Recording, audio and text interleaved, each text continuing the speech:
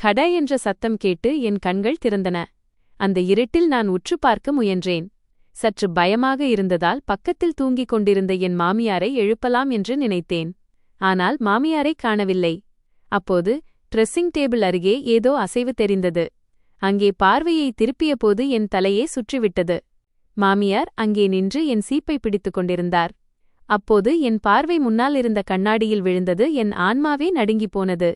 ஏனெனில் கண்ணாடியில் மாமியாரின் முகம் இல்லை, மாறாக என்னுடைய முகம் தெரிந்தது. என் பெயர் மம்தா. நான் சிறியவளாக இருந்தபோது எனக்கு வாழ்க்கையைப் பற்றிய எந்த புரிதலும் இருக்கவில்லை. ஒரு மகளுக்கு தந்தையின் அரவணைப்பு எவ்வளவு முக்கியம் என்பது எதுவுமே எனக்கு தெரியாது. அப்போது என் அப்பா என்னை விட்டு பிரிந்து சென்றார். இந்த நாளை கடவுள் எந்த ஒரு மகளுக்கும் காட்டக்கூடாது.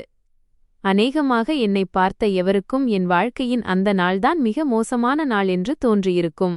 ஆனால் உண்மையில் என் வாழ்க்கை பாழானது அன்றுதான். என் தாய் எனக்காக ஒரு முடிவை எடுத்த அந்த நாளில். தந்தை இவ்வுலகை விட்டுச் சென்ற பிறகு அவர் என்னை அழைத்துக் கொண்டு தன் பிறந்த வீட்டிற்கு வந்தார். அங்கே என் மாமாக்கள் வசித்து வந்தனர். சில காலம் வரை அவர்கள் எங்கள் மீது பரிதாபப்பட்டு எங்களை எப்படியோ சகித்துக் கொண்டனர். ஆனால் பிறகு அவர்கள் அம்மாவுக்கு 2வது திருமணம் செய்து வைக்க தீர்மானித்தனர்.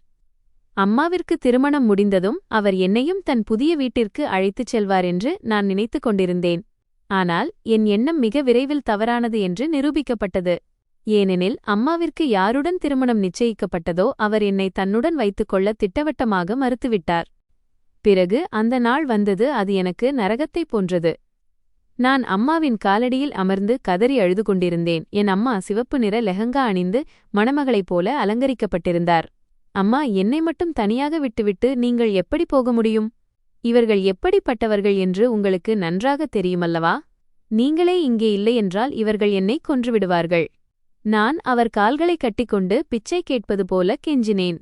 ஆனால் அவரோ மிகவும் இரக்கமின்றி என்னை தூக்கி எறிந்துவிட்டு எனக்கு விளக்கத் தொடங்கினார். மம்தா, புரிந்து கொள்ள முயற்சி செய். என் புதிய கணவருக்கு உன்னை சுத்தமாக பிடிக்காது. உனக்காக நான் என் புதிய வாழ்க்கையை அழித்துக்கொள்ள முடியாது. ஏன் எனக்கு தொல்லையாக இருக்கிறாய்? எனக்கும் என் வாழ்க்கையில் மகிழ்ச்சியாக இருக்க உரிமை உண்டு. இதைச் சொல்லும்போது அவர் முகத்தில் எனக்காக எந்த அன்போ பாசமோ இருக்கவில்லை. அவர் குரலில் ஒரு கண்டிப்பு தென்பட்டது. ஒரு தாய் எப்படி இப்படி இருக்க முடியும் என்று எனக்கு புரியவில்லை. நான் ஆத்திரத்தில் கேட்டேன், அப்படியானால் சொல்லுங்கள், நான் எங்கே போவேன்? உங்களைத் தவிர இந்த உலகில் எனக்கு யார் இருக்கிறார்கள்? நான் மீண்டும் ஒரு முறை அவரிடம் வேண்டினேன். இது உன் மாமாவின் வீடு. சத்தமில்லாமல் இங்கே கிட என்ன வேலை செய்ய சொல்கிறார்களோ அதை செய். என் நிம்மதியை கெடுக்காதே. இன்று எனக்கு மகிழ்ச்சியான நாள். வெளியே என் கணவர் காரில் எனக்காக காத்திருக்கிறார். இவைதான் அவர் என்னிடம் பேசிய கடைசி வார்த்தைகள். அதன் பிறகு அவர் மிகுந்த கர்வத்துடன் கதவை தாண்டி வெளியே சென்றார். மற்றவர்களின் தயவில் என்னை விட்டுவிட்டு தன் புதிய வாழ்க்கையை காப்பாற்றிக் கொள்ளச் சென்ற அவர் எப்படிப்பட்ட தாய்? இப்போது எனக்கு வேறு வழி இருக்கவில்லை. எனவே மாமா குடும்பத்தினரும் என்னை தங்கள் வீட்டில் கட்டாயத்தின் பேரில் வைத்திருக்க வேண்டியிருந்தது. எனக்கு 3 மாமிக்கள் இருந்தனர். அவர்கள் மூவருமே மிகவும் தந்திரமானவர்கள், இரக்கமற்றவர்கள் மற்றும் திமிரானவர்கள். விடியற்காலையிலிருந்து நள்ளிரவு வரை நான் அவர்களுக்கு அடிமை வேலை செய்து கொண்டே இருக்க வேண்டும். என் பெரிய மாமியின் நடத்தைதான் மிக மோசமாக இருந்தது. அவர் ஒவ்வொரு சிறிய விஷயத்திற்கும் என் மீது கை வைப்பார். மம்தா, இதெல்லாம் இங்கே ஏன் இவ்வளவு அசுத்தமாக கிடக்கிறது? அதிகாலையிலேயே உன்னை துடைப்பத்தால் பெருக்கி துடைக்கச் சொன்னேன் அல்லவா? அவர் தன் அறையிலிருந்து வெளியே வந்ததும் துடைப்பத்தை எடுத்து என் இடுப்பில் பலமாக அடித்தார். நான் வலியால் துடித்தபடி தரையில் விழுந்தேன். மாமி, நான் சமையலறையில் குவியலாக இருந்த பாத்திரங்களை கழுவிக் கொண்டிருந்தேன். இதோ இப்போதுதான் பெருக்கித் துடைக்கப் போகிறேன். என்னை அடிக்காதீர்கள். நான் அழுதபடி அவர் முன்னால் கைகளை கட்டிக்கொண்டு கெஞ்சினேன்.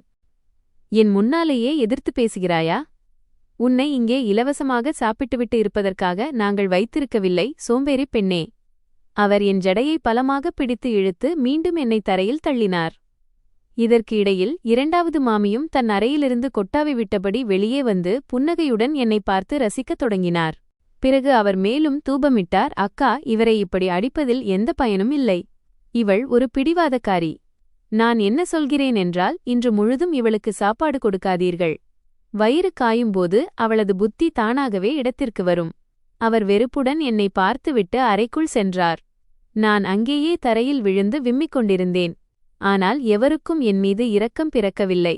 சின்ன மாமி என் பக்கத்தில் கடந்தபோது முதலில் அவர் என்னை எட்டி உதைத்தார், பிறகு சிரிக்கத் தொடங்கினார்.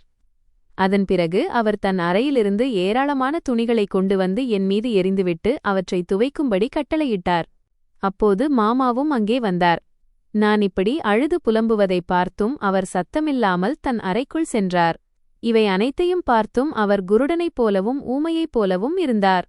அவருக்கு தன் மனைவி மற்றும் பிள்ளைகள் பற்றி மட்டுமே கவலை இருந்தது. மாமா, கடவுளுக்காக என் மீது கருணை காட்டுங்கள். இந்த ஆட்கள் என்னை பட்டினி போட்டு கொன்றுவிடுவார்கள். மாலை நேரமாகியும் என் வயிற்றுக்குள் ஒரு பருக்கை கூட செல்லாதபோது நான் அவர்கள் முன்னால் கைகளைக் கூப்பி பிச்சை கேட்கத் தொடங்கினேன். பாரு மம்தா, உன் மாமி விஷயத்தில் என்னை இழுக்காதே. போ, சத்தமில்லாமல் உன் வேலையைப் பார். தவறு உன்னுடையதுதான். நீ ஏன் இப்படி நடந்து கொள்கிறாய்? உன் மாமிகளை ஏன் தொந்தரவு செய்கிறாய்? என்று அவரும் என்னை அதட்டினார். என் வாழ்க்கையில் இத்தனை கொடுமைகளை நான் சகித்துக் கொண்டிருந்தேன். இருந்தபோதிலும் இவர்கள் யாரையும் விட எனக்கு அதிக வெறுப்பு என் சொந்த தாய் மீதுதான் இருந்தது. ஏனென்றால் இவர்கள் எல்லாம் எனக்கு அந்நியர்கள். ஆனால் அவர் என் பெற்ற தாய் அல்லவா, என்னை பெற்றெடுத்தவர் அல்லவா? ஆனால் எல்லாவற்றையும் அறிந்திருந்தும் புரிந்து கொண்டிருந்தும் அவர் என்னை இப்படிப்பட்டவர்களிடம் ஒப்படைத்துவிட்டு நிம்மதியாகத் தன் வாழ்க்கையை வாழச் சென்று விட்டார். திருமணத்திற்குப் பிறகு பல மாதங்கள் கடந்துவிடும். ஆனால் அவர் என்னை பற்றி ஒரு தகவலும் அறியமாட்டார். எப்போதாவது ஒருமுறை அவர் வந்தாலும் மிக குறைந்த நேரமே இருப்பார். அவர் மிகவும் அலங்காரம் செய்து கொண்டு விலை உயர்ந்த புடவைகளை அணிந்து வருவார். விருந்தினர்களைப் போல வரவேற்பறையில் சோபாவில் அமர்ந்து பேசிக்கொண்டு டீ குடிப்பார். சிறிது நேரத்திலேயே தன் கணவருடன் சென்று விடுவார். ஒருமுறை அவர் வந்தபோது நான் அவரிடம் ஓடிச் சென்றேன். என் உடைகள் கிழிந்திருந்தன. பாத்திரங்கள் தேய்த்தும் துணிகள் துவைத்தும் என் கைகள் வெடித்துப் போயிருந்தன. அம்மா, என்னை இங்கிருந்து அழைத்துச் செல்லுங்கள். இவர்கள் என்னை மிருகங்களை விட மோசமாக நடத்துகிறார்கள். அவர்கள் என் மீது எவ்வளவு கொடுமை செய்கிறார்கள் என்பது உங்களுக்கு தெரியாது. பல நாட்களாக எனக்கு உணவளிப்பதில்லை. நான் அழுதபடி அவர் கையை பிடிக்க முயன்றேன். தன் விலை உயர்ந்த உடைகள் பாழாகிவிடக்கூடாது என்பதற்காக அவர் உடனே கையை பின்னுக்கு இழுத்துக் கொண்டார். பைத்தியம் பிடிக்கிறதா உனக்கு? தள்ளிப்போ. எவ்வளவு அழுக்காக இருக்கிறாய். என் உடைகள் பாழாகிவிடும். உனக்கு 2 வேளை உணவும் இந்த தலைக்கு மேல் கூரையும் கிடைக்கிறதல்லவா? அதிலேயே மகிழ்ச்சியாக இரு. கடவுளுக்கு நன்றி சொல். சத்தமில்லாமல் உன் வேலையை மட்டும் செய். இங்கே அங்கே என அதிகமாக யோசிக்கத் தேவையில்லை. ஒருவேளை இங்கிருந்து என் கணவர் உன்னை பார்த்துவிட்டால் உன்னால் அவர் முன்னால் தலைகுனிய வேண்டியிருக்கும். அவரது தொனி மிகவும் இரக்கமற்றதாக இருந்தது. அன்றைய தினத்திற்குப் பிறகு என் இதயத்தில் என் தாய் மீது இருந்த வெறுப்பு இப்போது நிரந்தரமாகிவிட்டது. எனக்கு அவர் இப்போது முற்றிலும் அறிமுகமில்லாதவர் ஆகிவிட்டார். அவரிடம் எந்த எதிர்பார்ப்பையும் வைப்பதை நான் விட்டுவிட்டேன். அவர் என்னை எப்போதாவது இந்த நரகத்திலிருந்து மீட்பார் என்று காத்திருப்பதையும் நிறுத்திவிட்டேன். என் உலகம் என்பது என் மாமாவின் வீடு, மாமிகளின் வசவுகள் மற்றும் இரவில் சமையலறையில் சுருண்டு தூங்குவது இது மட்டுமே மிஞ்சியிருந்தது. அங்கே நான் அழுது கொண்டே இருப்பேன். காலம் கடந்தது. நான் குமரியானேன். வறுமை மற்றும் கொடுமைகளுக்கு மத்தியிலும் என் அழகில் எந்த குறையும் ஏற்படவில்லை. என் அழகைப் பற்றிய பேச்சு அக்கம்பக்கத்து வீட்டின் பெண்களிடையே பரவத் தொடங்கியது. இது என் மாமிகளின் கண்களை இன்னும் அதிகமாக உறுத்தத் தொடங்கியது. அவர்கள் அன்றாடம் என் மீது காரணமில்லாமல் பழி சுமத்துவதும் ஏதாவது ஒரு சாக்கில் என்னை அடித்து துன்புறுத்துவதுமாக இருந்தனர். அவர்கள் எப்படியாவது என்னை இந்த வீட்டை விட்டு வெளியே தூக்கி எறிய விரும்பினார்கள். ஒருநாள் மாமா என்னை அழைத்தார். அவர் முகத்தில் ஒரு விசித்திரமான தீவிரம் இருந்தது. மம்தா, நான் உனக்கு திருமணம் நிச்சயம் செய்துவிட்டேன். நாளை உனக்கு திருமணம். அதனால் போய் உன் உடைகளை எடுத்து வை என்று அவர் தீர்ப்பு கூறினார். இதைக் கேட்டு நான் அதிர்ந்து போனேன். யாரோ என் மீது குளிர்ந்த நீரை ஊற்றியது போல உணர்ந்தேன். மாமா, ஆனால் இப்போது எனக்கு என்ன வயது ஆகிவிட்டது? எனக்கு இப்போது திருமணம் வேண்டாம். கடவுளுக்காக என் மீது இந்த புதிய கொடுமையை இழைக்காதீர்கள். நான் பயத்தில் நடுங்கத் தொடங்கினேன். கதறி அழுதேன். பாரு மம்தா, உன் சுமை இப்போது எங்கள் தோள்களில் மிகவும் பாரமாகிக் கொண்டே போகிறது. உன் தாய் உன்னை இலவசமாக எங்கள் கழுத்தில் கட்டிவிட்டுச் சென்றுவிட்டாள். அவள் சுகமாக வாழ்க்கை நடத்திக் கொண்டிருக்கிறாள். நாங்கள் உன்னை சகித்துக் கொண்டிருக்கிறோம். உனக்கு யாருடன் திருமணம் நடக்கிறதோ அந்த பையனுக்கு 30 வயது. ஆனால் நல்ல முறையில் சம்பாதிப்பவன். இதில் என்ன குறை? உன் வாழ்க்கை முன்னேறும். அதனால் சொன்னதை செய், இல்லையென்றால் உன் கால்களை உடைத்து விடுவேன். அவர் என் பேச்சைத் தடுத்து தன் இறுதி முடிவை அறிவித்தார். அதற்கு மேல் என்னால் பேச முடியவில்லை. நான் பேசினாலும் என் பேச்சைக் கேட்கப் போவது யார்? மாமியின் பொறாமையா அல்லது என் வாழ்க்கையின் பயங்கரமான உண்மையா? அந்த வீட்டில் என் நிலைமை ஒரு புழுப்பூச்சியை விட மோசமாக இருந்தது. அமைதியாக மறுநாள் அந்த 30 வயது அந்நிய மனிதனை நான் திருமணம் செய்து கொண்டேன். திருமணத்திற்குப் பிறகு நான் மகிழ்ச்சியாகவும் இல்லை, எந்தச் சடங்கையும் நான் சந்தோஷமாக செய்யவில்லை. ஒரு பழைய லெஹங்காவை அணிவித்து நான் அனுப்பி வைக்கப்பட்டேன். ஒரு சிறையிலிருந்து வெளியேறி மற்றொரு சிறைக்கு மாற்றப்படுவது போலவே எனக்கு தோன்றியது. என் கண்களின் கண்ணீரும் காய்ந்து போயிருந்தது. திருமணத்திற்குப் பிறகு நான் என் புகுந்த வீட்டிற்கு வந்தேன். என் புதிய வீடு என் தாயின் வீட்டை விடச் சற்று மேலானதாக இருந்தது. என் கணவர் அந்த வீட்டில் ஒரே மகன். அவருக்கு 2 மூத்த சகோதரிகள் இருந்தனர். அவர்கள் திருமணமானவர்கள் மற்றும் இருவரும் தங்கள் கணவர்களுடன் வெளிநாட்டில் செட்டில் ஆகிவிட்டனர். வீட்டில் என் கணவரும் என் மாமியாரும் மட்டுமே வசித்து வந்தனர். என் கணவர் தன் தாயின் ஒவ்வொரு சொல்லையும் கேட்கும் ஒரு கீழ்ப்படிதலுள்ள மகனாக இருந்தார். அவர் தன் தாயின் வாயிலிருந்து வரும் ஒவ்வொரு வார்த்தையையும் கல்லின் மேல் எழுத்தாக கருதினார். முதல் இரவு என் கணவர் அறைக்குள் வந்தபோது நான் பயத்தில் நடுங்கிக் கொண்டிருந்தேன். கட்டிலின் விரிப்பை நான் கைகளால் இறுகப் பிடித்திருந்தேன். இங்கேயும் எனக்கு அடி உதை விழும் என்றும் ஏகப்பட்ட வசவுகள் கிடைக்கும் என்றும் நான் நினைத்துக் கொண்டிருந்தேன். மம்தா, நீ என்னைக் கண்டு பயப்படத் தேவையில்லை, அவர் என்னருகில் அன்புடன் அமர்ந்து சொன்னார். நான் பயந்த கண்களுடன் அவரை பார்த்தேன். நீங்கள் என் மாமிக்களைப் போல ஒவ்வொரு சிறிய விஷயத்திற்கும் என்னை அடிக்க மாட்டீர்களே, நாள் முழுவதும் என்னை பட்டினி போட மாட்டீர்களே. இதை சொல்லும்போது என் கண்கள் கலங்கின. நான் என் முகத்தை கைகளால் மறைத்துக் கொண்டேன். இதை கேட்டதும் அவர் கண்களில் ஆழ்ந்த துக்கம் தெரிந்தது. அவர் தன் கையை நீட்டி என் கையை தன்பற்றிக் கொண்டார். நிச்சயமாக இல்லை மம்தா, நீ என் மனைவி, என் கௌரவம், என் அடிமை அல்ல. உன் கடந்த காலத்தில் உனக்கு என்ன நடந்தது என்பதையும் நீ எவ்வளவு துயரங்களை அனுபவித்தாய் என்பதையும் நான் நன்றாக அறிவேன்.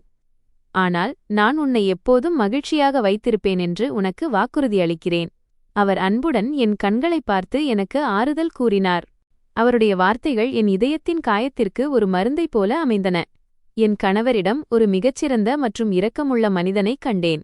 அவருடன் வாழும்போது என் இதயத்தில் வாழ்வதற்கான ஒரு புதிய நம்பிக்கை பிறந்தது. மறுநாள் காலை நான் கண் விழித்தபோது மாமியாரின் கம்பீரமான குரல் கேட்டது. மருமகளே, காலை 5:30 ஆகிவிட்டது. இளவரசியைப் போல நாள் முழுவதும் கட்டிலிலேயே கிடக்கும் எண்ணமா? அவர் கதவை பலமாகத் தட்டினார். நான் உடனடியாக பதற்றத்துடன் படுக்கையிலிருந்து எழுந்து தலைக்கு துப்பட்டாவை போர்த்திக் கொண்டு கதவைத் திறந்தேன். மாமி, நான் இப்போதுதான் எழவிருந்தேன். என்னை மன்னித்து விடுங்கள். விழிப்பதற்கு சற்று நேரமாகிவிட்டது. நான் தலைகுனிந்து அவரிடம் கூறினேன். இங்கே இந்த பந்தாக்களும் நாடகங்களும் செல்லாது. என் மகன் நாள் முழுவதும் உழைத்துச் சம்பாதிக்கிறான். நீ ஓய்வெடுப்பதற்காக நான் உனக்கு திருமணம் செய்து வைக்கவில்லை. நீ வீட்டின் எல்லா வேலைகளையும் கவனிக்க வேண்டும். அதனால் சீக்கிரம் சமையலறைக்கு சென்று அனைவருக்கும் காலை உணவு தயாரி, வீட்டை சுத்தம் செய்யவும் வேண்டும். அவர் கண்டிப்பான கண்களுடன் முறைத்து பார்த்து கட்டளையிட்டார். நான் எந்த விவாதமும் செய்யாமல் உடனடியாக சமையலறைக்குச் சென்றேன். என் மாமியார் காலை மாலை இருவேளையும் பூஜை செய்பவர், மற்ற நேரங்களில் ஜபமாலை சுழற்றுவார். அக்கம்பக்கத்தினர் அவரை ஒரு மிகச்சிறந்த ஆன்மீக பெண்ணாக கருதினர். அது உண்மையும் கூட. அவர் கையில் எப்போதும் அந்த ஜபமாலை இருக்கும். பிறகு ஏன் அவர் இதயத்தில் என் மீது இவ்வளவு கசப்பு நிறைந்திருந்தது என்று தெரியவில்லை. மெல்ல மெல்ல காலம் கடந்தது. என் அழகு மற்றும் என் பணிவான சுபாவத்தின் காரணமாக என் கணவர் என் மீது அதிக ஈடுபாடு கொள்ளத் தொடங்கினார். நான் வீட்டின் எல்லா வேலைகளையும் கவனித்தேன். அவரையும் நன்றாக பார்த்து கொண்டேன். அவர் என் மீது மிகுந்த அன்பு செலுத்தத் தொடங்கினார். அவர் எப்போதும் என் மீது அக்கறை காட்டினார். மம்தா, நீ இந்த பாழ்நிலமாக இருந்த என் வீட்டை சொர்க்கத்தைப் போல மாற்றிவிட்டாய். நீ என் மனைவியாக கிடைத்ததற்கு நான் மிகவும் கொடுத்து வைத்தவன் என்று ஒரு மாலை வேளையில் வேலையிலிருந்து திரும்பி வந்த அவர் என் கையில் ஒரு அழகான தங்க மோதிரத்தை அணிவித்துச் சொன்னார். அதை பார்த்து நான் மகிழ்ச்சியும் வெட்கமும் அடைந்தேன். இது உங்கள் அன்பும் உங்கள் நற்பண்பும்தான். அதனால்தான் நீங்கள் இந்த வீட்டில் எனக்கு இவ்வளவு மரியாதை தருகிறீர்கள். இல்லையென்றால் என் தகுதி என்ன? நான் நன்றியுடன் அவரை பார்த்து பதிலளித்தேன். ஆனால் உண்மையைச் சொல்லப்போனால் எங்கள் அன்பும் ஒருவருக்கொருவர் காட்டிய அந்த அர்ப்பணிப்பும் என் மாமியாருக்கு சிறிதும் பிடிக்கவில்லை. அவர் இதயத்தில் என் மீது பயங்கரமான பொறாமை ஏற்படத் தொடங்கியது. தன் மகன் தன் பேச்சை மட்டுமே கேட்க வேண்டும் என்று அவர் விரும்பினார். ஒரு அடிமையைப் போல அவர் முன்னால் தலைகுனிந்து இருக்க வேண்டும் என்றும், அவர் என்னை திட்டுவதைப் போலவே மகனும் திட்ட வேண்டும் என்றும் நினைத்தார். இந்த காய்கறியில் ஏன் இவ்வளவு மிளகாய் போட்டிருக்கிறாய்? உனக்கு இன்னும் சமைக்கக்கூட தெரியவில்லை. உன் தாய் வீட்டில் சும்மா உட்கார்ந்து சாப்பிட்டுக் கொண்டிருந்தாயா? நாள் முழுவதும் நீ என்னதான் செய்கிறாய்? அவர் இரவில் சாப்பிட அமர்ந்தவுடனேயே என் மீது சீறத் தொடங்கினார். சாப்பாட்டுத் தட்டை பலமாக தட்டினார். நான் சத்தமில்லாமல் அவர் தட்டை எடுத்துக்கொண்டு தலைகுனிந்தேன். மன்னித்து விடுங்கள் மாமியார் அவர்களே. நாளை முதல் நான் இன்னும் கவனமாக இருப்பேன். நான் உங்களுக்கு வேறு ஏதாவது செய்து தருகிறேன் என்று நான் பணிவாக பதிலளித்தேன். என் கணவர் மாமியாரின் ஏச்சுகளிலிருந்து என்னை காப்பாற்ற எப்போதும் முயற்சிப்பார். அம்மா, உணவு மிகவும் நன்றாக இருக்கிறது. மிளகாயும் சரியாகத்தான் இருக்கிறது. நீங்கள் வீணாக மம்தா மீது கோபப்படுகிறீர்கள். அவள் காலையிலிருந்து வேலை செய்து கொண்டிருக்கிறாள் என்று அவர் எனக்கு ஆதரவாக பேசினார். என் கணவர் சொன்னதைக் கேட்டதும் மாமியார் கோபத்தில் தண்ணீர் கிளாஸை தரையில் வீசி எறிந்தார். நிச்சயமாக நீ என் மகன் மீது ஏதோ பில்லி சூனியம் வைத்திருக்கிறாய். அவன் என் பேச்சையே கேட்க மாட்டேன் என்கிறான். என் நேரமும் உன் பின்னால் நாயைப் போல வாலாட்டிக் கொண்டு திரிகிறான் என்று விஷம் கலந்த தொனியில் கூறிவிட்டு கோபத்துடன் எழுந்து தன் அறைக்குள் சென்று கதவை பலமாகச் சாத்திக் கொண்டார். நான் அவமானத்திலும் துக்கத்திலும் அங்கேயே நின்றேன். என் கண்களிலிருந்து கண்ணீர் வழியத் தொடங்கியது. நான் அப்படி எதையுமே செய்யவில்லை. நான் நாள் முழுவதும் எவ்வளவு மனப்பூர்வமாக வேலை செய்கிறேன் என்று உங்களுக்கு தெரியுமல்லவா? அவர் காரணமே இல்லாமல் என்னை திட்டிக் கொண்டிருக்கிறார். நான் விக்கித்து அழுது கொண்டே சொன்னேன். அவர் என் பேச்சைக் கேட்டு என்னை அணைத்துக் கொண்டு என் தலையை தடவி கொடுத்தபடி சொன்னார். நீ அமைதியாக இரு மம்தா. அம்மாவின் மனம் கெட்டது கிடையாது என்று உனக்கு தெரியுமல்லவா? அவர் என்னை உன்னுடன் பகிர்ந்து கொள்ள விரும்பவில்லை, அவ்வளவுதான். நான் அவரிடமிருந்து விலகிவிட்டதாக அவர் நினைக்கிறார். நீயே பார், அம்மாவின் கோபம் சிறிது நேரம்தான். நீ எப்போதாவது ஒரு கஷ்டத்தில் இருக்கும்போது அவர் உன்னை ஒருபோதும் தனியாக விடமாட்டார். அவர் மிகவும் நல்லவர். அவர் எனக்கு ஆறுதல் கூறி என் கண்ணீரை துடைத்தார். மாமியாரின் கரிய ரகசியம். என் கணவரின் ஒவ்வொரு வார்த்தையையும் நான் மதிக்கக்கூடியவள். மாமியாருக்கும் நிறைய பணிவிடைகள் செய்து வந்தேன். ஆனால் என் மாமியார் மற்றவர்கள் முன்னிலையில் தன்னை காட்டிக்கொள்ளும் அந்த முகத்திற்குப் பின்னால் ஒரு பயங்கரமான முகம் ஒளிந்திருக்கிறது என்பது எனக்கு தெரியாது. அது என் வாழ்க்கையில் நான் கனவிலும் நினைக்க முடியாத ஒரு புயலை கிளப்பப் போகிறது என்பதும் எனக்கு தெரியாது. அவருடைய பூஜை புனஸ்காரங்களுக்கு பின்னால் என்ன மறைந்திருந்தது என்பது இன்று மிக விரைவில் தெரியவரப்போகிறது. காலையில் சூரியன் பிரகாசமாக ஜொலித்துக் கொண்டிருந்தது. ஆனால் எனக்கு ஏனோ தெரியவில்லை, ஒரு விசித்திரமான படபடப்பு ஏற்பட்டது. அதன் காரணம் எனக்கே புரியவில்லை. நான் சமையலறையில் என் கணவருக்காக காலை உணவு தயாரித்துக் கொண்டிருந்தேன். அடுப்பில் டீ கொதித்துக் கொண்டிருந்தது. நான் பராத்தாக்களை தேய்த்துக் கொண்டிருந்தேன். இரவில் என் மாமியார் என்னிடம் பேசிய அந்த விஷம் கலந்த வார்த்தைகள் இன்னும் என் காதுகளில் ஒலித்துக் கொண்டிருந்தன. ஆனால் நான் என் எண்ணங்களை உதறிவிட்டு என் கணவர் என் மீது மிகுந்த அன்பு வைத்திருக்கிறார் அல்லவா, அதுவே என் வாழ்க்கையின் மிகப்பெரிய மகிழ்ச்சி என்று எனக்குள் சமாதானம் செய்து கொண்டேன். மம்தா, என் டிஃபன் தயாராகிவிட்டதா? நான் அலுவலகம் செல்ல நேரமாகிறது. அவர் சமையலறை வாசலில் நின்று கையில் கடிகாரத்தை கட்டிக்கொண்டே கேட்டார். நான் சூடான பராத்தாக்களை டிஃபன் பாக்ஸில் வைத்தபடி புன்னகையுடன் அவரை பார்த்தேன். இதோ எல்லாம் தயாராகிவிட்டது. நீங்கள் ஏன் இவ்வளவு அவசரத்தில் இருக்கிறீர்கள்? முதலில் ஏதாவது சாப்பிடுங்கள். நான் டிஃபன் பாக்ஸை அவர் கையில் கொடுத்துவிட்டு அவருடைய கலைந்திருந்த தலைமுடியை சரி செய்தேன். என்னை பார்க்கும்போதெல்லாம் அவர் கண்களில் ஒரு விசித்திரமான மின்னல் தோன்றும். இன்று வேலை அதிகம், நான் ஃபேக்டரி பக்கமும் செல்ல வேண்டும். நீ உன்னை கவனித்துக்கொள், அம்மா ஏதாவது சொன்னால் வருத்தப்படாதே. அவர் என் கையை அன்புடன் பிடித்தபடி சொன்னார். பிறகு வேகமாக வெளியே சென்றார். நான் கதவு வரை அவர் பின்னால் சென்றேன். அவர் தன் மோட்டார் சைக்கிளில் ஏறி அந்த தெருவை விட்டு மறையும் வரை நான் அவரை பார்த்து கொண்டே நின்றேன். இதுதான் நான் அவரை பார்க்கும் கடைசி முறை என்பது எனக்கு எப்படி தெரியும்? அதன் பிறகு அவர் ஒருபோதும் அந்த கதவு வழியாக உயிருடன் திரும்பி வரப்போவதில்லை. அந்த நாள் மற்ற நாட்களைப் போலவே தொடங்கியது. மாமியார் தன் அறையில் பூஜையில் மும்முரமாக இருந்தார். நான் வீட்டு வேலைகளில் இருந்தேன். மதிய வேளையில் நான் துணி துவைத்துக் கொண்டிருந்தபோது திடீரென்று கதவு பலமாக தட்டப்பட்டது. யாரோ கதவை மிக வேகமாக தட்டிக் கொண்டிருந்தனர். அதைக் கேட்டு நான் பயந்து போனேன். என் கையிலிருந்த தண்ணீர் செம்பு கீழே விழுந்தது. நான் பதற்றத்துடன் கதவை திறந்தபோது அந்த தெருவை சேர்ந்த 2 ஆட்கள் அங்கே நின்றிருந்தனர். அவர்கள் முகம் வெளிறிப் போயிருந்தது. அவர்கள் பார்வையை தாழ்த்திக் கொண்டனர். என்ன ஆச்சு அண்ணா? நீங்கள் ஏன் இவ்வளவு பதற்றமாக இருக்கிறீர்கள்? எல்லாம் சரியாகத்தானே இருக்கிறது. நான் என் நனைந்த கைகளை முந்தானையில் துடைத்துக்கொண்டே கவலையுடன் கேட்டேன். அண்ணி, ஒரு மிக மோசமான செய்தி. உங்கள் கணவருக்கு மெயின் ரோட்டில் விபத்து ஏற்பட்டுவிட்டது. அவருடைய மோட்டார் சைக்கிள் மீது ஒரு லாரி மோதிவிட்டது.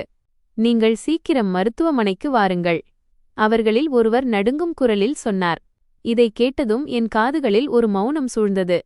யாரோ என் தலையில் ஒரு பெரிய கல்லை போட்டது போல் உணர்ந்தேன். என் கால்களில் உயிர் போனது போலாகி நான் அந்த வாசற்படியிலேயே விழுந்தேன். நீங்கள் என்ன சொல்கிறீர்கள்? அவர் காலையில்தானே நல்லபடியாக வீட்டிலிருந்து சென்றார். இது எப்படி நடக்கும்?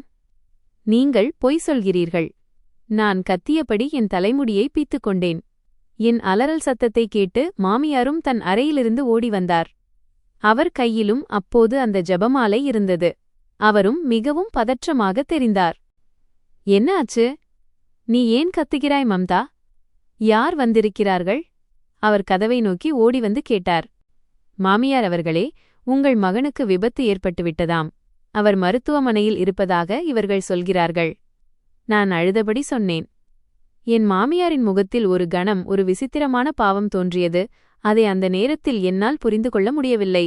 ஆனால் அடுத்த கணமே அவர் மார்பில் அடித்துக்கொண்டு அழத் தொடங்கினார். நாங்கள் இருவரும் பித்து பிடித்த நிலையில் மருத்துவமனைக்குச் சென்றோம்.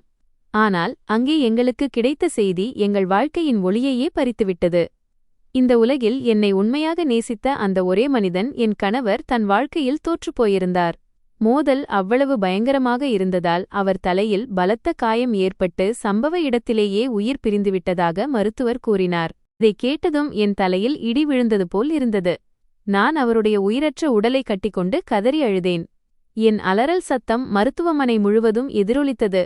என்னை இப்படி தனியாக விட்டுவிட்டு ஏன் சென்றீர்கள்? எப்போதும் எனக்கு துணையாக இருப்பேன் என்று வாக்குறுதி அளித்தீர்களே. இனி நான் யார் துணையைக் கொண்டு வாழ்வேன்? அவருடைய குளிர்ந்த முகத்தை தொட்டுக்கொண்டு நான் ஓவென்று கதறி அழுதேன். மாலைக்குள் எங்கள் வீடு முழுவதும் சோகம் சூழ்ந்தது. அக்கம் பக்கத்து வீட்டு பெண்கள் என்னை சுற்றி அமர்ந்திருந்தார்கள். நான் அந்த அதிர்ச்சியில் செயலற்று போயிருந்தேன். என் மாமியாரும் என் அருகில் அமர்ந்து அழுது கொண்டிருந்தார். வீட்டிற்கு வந்து போவோரை கட்டிக்கொண்டு தன் துக்கத்தை தெரிவித்துக் கொண்டிருந்தார். அவருடைய அழுகையை பார்த்து அனைவரும் அவர் மீது அனுதாபம் கொண்டனர். மாலை வேளையில் கூட்டம் சற்று குறைந்தபோது என் மாமியார் என்னருகில் வந்து என்னை அணைத்துக் கொண்டார். மம்தா, என் மகளே, நீ இப்போது மன உறுதியுடன் இருக்க வேண்டும். ஒருவேளை கடவுளுக்கு இதுதான் விருப்பமோ என்னவோ.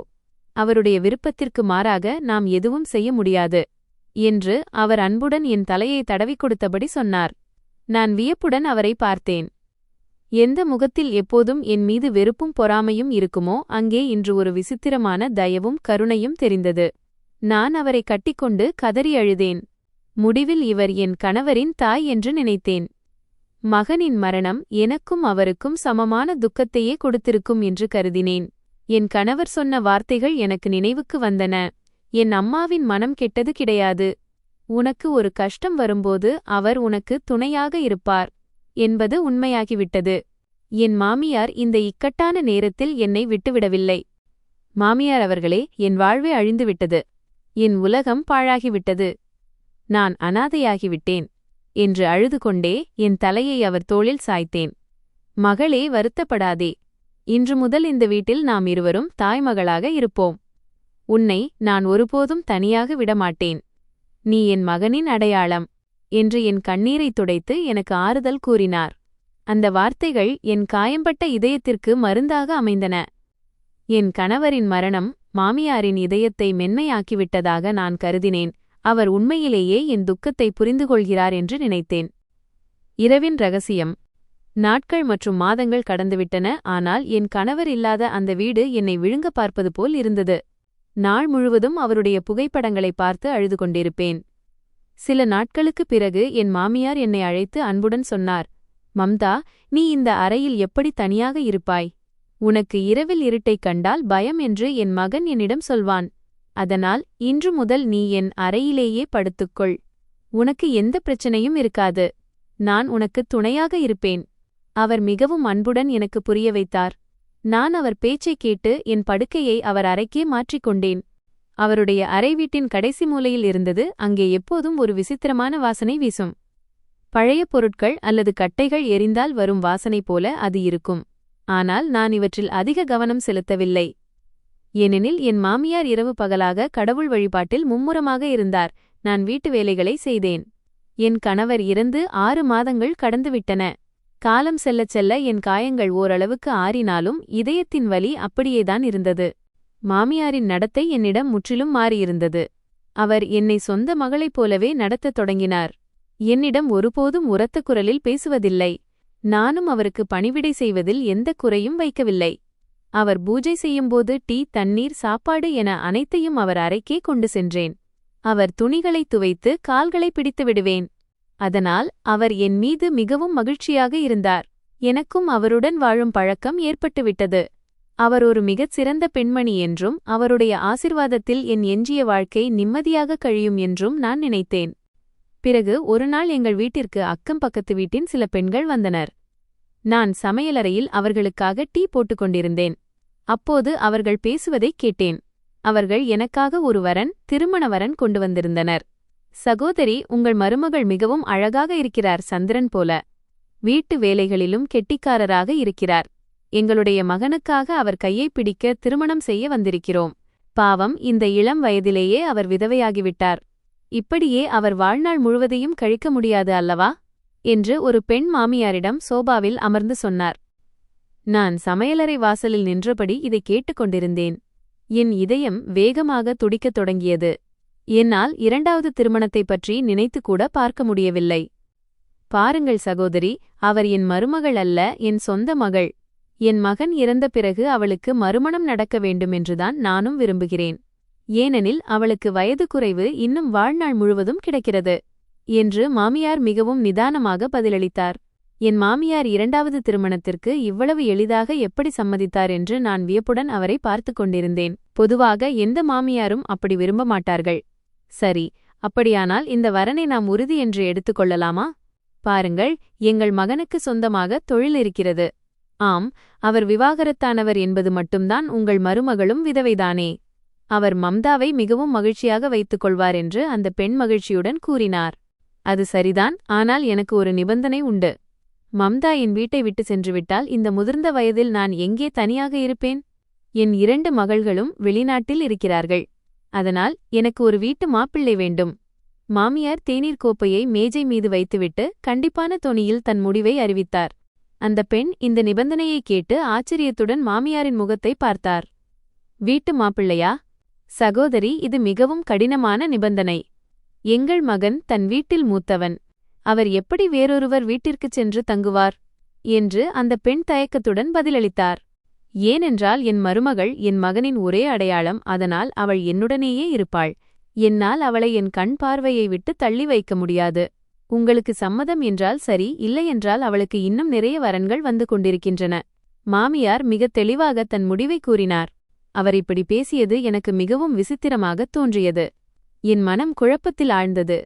ஏனெனில் என் கணவர் உயிரோடு இருந்தவரை இதே மாமியார்தான் என்னை வீட்டை விட்டு வெளியேற்றுவதில் குறியாக இருந்தார். என் மீது ஏதாவது பழி போட்டு என்னை இந்த வீட்டிலிருந்து தள்ளிவிட அவர் பலவிதமான சாக்குகளை தேடிக் கொண்டிருந்தார். ஆனால் இப்போது திடீரென்று என் மீது அவருக்கு இவ்வளவு அன்பு வந்துவிட்டது. அவர் என்னை விட்டு பிரியவே விரும்பவில்லை. இது எனக்கு சிறிதும் புரியவில்லை. மாமியாரின் நடத்தை திடீரென்று இந்த அளவுக்கு எப்படி மாறியது என்ற சிந்தனையிலேயே நான் நாள் முழுவதும் மூழ்கியிருந்தேன். ஒருவேளை என் இளம் வயதையும் என் இயலாமையையும் பார்த்து அவருக்கு பரிதாபம் ஏற்பட்டிருக்கலாம் என்றும், என் கணவர் மீதுள்ள பாசத்தினால்தான் அவர் என் மீது இவ்வளவு அக்கறை காட்டுகிறார் என்றும் நான் நினைத்தேன். காலம் இப்படியே கழிந்தது. மேலும் பல வரன்கள் வந்தன. ஆனால் ஒவ்வொரு வரனையும் என் மாமியாரின் அதே நிபந்தனை தடுத்து நிறுத்தியது. ஏனெனில் அவருக்கு வீட்டு மாப்பிள்ளைதான் வேண்டும். எந்த சூழ்நிலையிலும் என்னை இந்த வீட்டை விட்டு அனுப்பி வைக்க அவர் தயாராக இல்லை. என் படபடப்பு அதிகரித்துக் கொண்டே இருந்தது. எனக்குள்ளேயே ஒரு விசித்திரமான பயம் தோன்றத் தொடங்கியது. அதன் காரணம் எனக்கே புரியவில்லை. பிறகு அந்த பயங்கரமான இரவு வந்தது. அது என் சிந்திக்கும் திறனையே மாற்றியமைத்தது. என் காலடியில் இருந்த தரையே நழுவியது போல் உணரச் செய்தது. நான் என் மாமியாருடன் கட்டிலில் படுத்து உறங்கிக் கொண்டிருந்தேன். அந்த அறையில் அப்போது கும்மிருட்டாக இருந்தது. ஜன்னலுக்கு வெளியே சாலையிலிருந்து மெல்லிய ஒளி உள்ளே வருவது தெரிந்தது. அப்போது என் கண்கள் திடீரென்று திறந்தன. அந்த அறையில் யாரோ ஒரு நபர் இருப்பது போலவும் அவர் மிக வேகமாக மூச்சு விடுவது போலவும் எனக்கு தோன்றியது. நான் பயந்து கொண்டே என் கண்களைத் திறந்து கட்டிலின் மறுபக்கத்தை பார்த்தேன். அது நள்ளிரவு நேரம். என் மாமியார் தன் படுக்கையில் இல்லை. என் பார்வை ட்ரெஸ்ஸிங் டேபிளை நோக்கிச் சென்றது. அங்கே அவர் நின்று கொண்டிருந்தார். அவர் என்னை புறக்கணித்து முதுகு காட்டி நின்றிருந்தார். ஆனால் முன்னாலிருந்த பெரிய கண்ணாடியில் அவர் முகம் தெளிவாகத் தெரிந்தது. நான் உற்று பார்த்தபோது என் ஆன்மாவே நடுங்கிப் போனது. என் மாமியார் என் சீப்பில் சிக்கியிருந்த முடிகளை எடுத்து மிகவும் கவனமாக தன் கை விரல்களில் சுற்றிக் கொண்டிருந்தார். ஏதோ மந்திரம் ஓதுவது போல அவர் உதடுகள் வேகமாக துடித்துக் கொண்டிருந்தன. இதையெல்லாம் பார்த்து எனக்கு பெரும் பதற்றம் ஏற்பட்டது.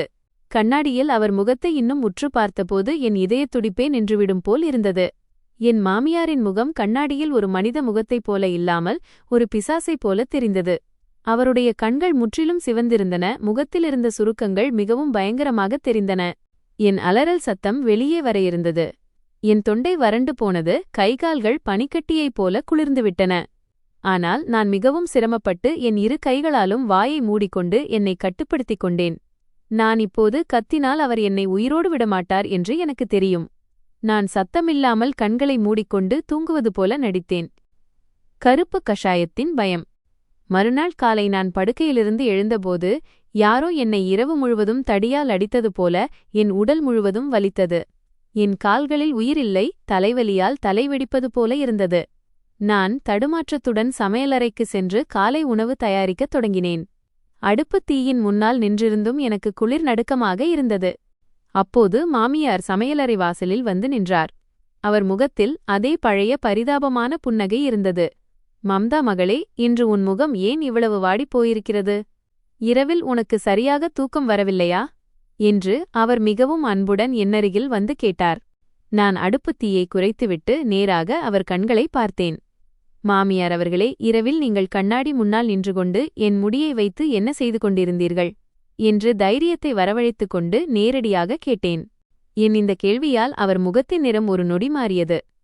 ஆனால் அடுத்த கணமே அவர் தன் உணர்ச்சிகளை கட்டுப்படுத்திக் கொண்டு கண்களில் ஒரு கூர்மையான ஒளியுடன் சொன்னார், உனக்கு என்ன மூளை குழம்பிவிட்டதா மம்தா? நான் இரவில் ஜபமாலைதான் சுற்றிக் கொண்டிருந்தேன். நீ ஏதோ பயங்கரமான கனவு கண்டிருப்பாய் என்று அவர் என் பேச்சை திட்டவட்டமாக மறுத்துவிட்டார். நான் என்னை அமைதிப்படுத்திக் கொண்டு ஆழமாக மூச்சுவிட்டேன். நான் விழித்துக் கொண்டிருந்தேன். மாமியார் அவர்களே, கண்ணாடியில் நீங்கள் என் முடிகளில் முடிச்சுகள் போடுவதை நான் பார்த்தேன். நான் என் குரலை உறுதியாக வைக்க முயன்றேன். உடனடியாக அவர் முன்னே வந்து என் கையை பலமாக பற்றிக் கொண்டார். அவருடைய பிடி எவ்வளவு வலுவாக இருந்ததென்றால் என் எலும்புகள் வலிக்கத் தொடங்கின. உன் நாவை கட்டுப்படுத்து மருமகளே.